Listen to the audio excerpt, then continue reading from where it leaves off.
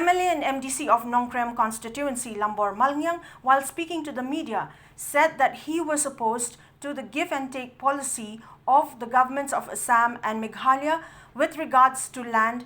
in the border between the two states. Hanga ka give and take policy nga ngit yung give and take policy. Namar la fiyong ba give and take policy kalalong pa ba nilasyong po madan nila surrender. Handray kabang akwa banong hanay por kalong ban identify siya iki ija ki jaka ki areas ki ba hap sami. Manta kumno pinsu kamno iki area ki baong ba 10 kilometer ki badan hapo asam katangam soy hap. Kabang malong handray gin ped ya ka feasibility kalong kumno gitu ki jaka ki ba hap hapo gitu ki area. Handray nga syuk penso ba kabaday hi kajumi kamot kaday banwan hi sami. Kabaday kabha jong ka jala asam ay kanit jala asam.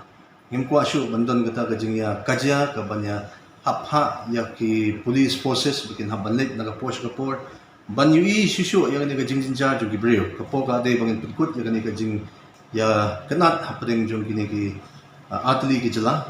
banwan ra no ya ka jingsuk ha ka kamai kaji jo ki paiba supo ki khap border namar la da hipet hi hadu kini ki singi kamot ngui sisa kita kajing wan jing turput khamtam ki hagni ki sinam lalet gi hadu hapo ka area ki badan sethi sipo kalain mohati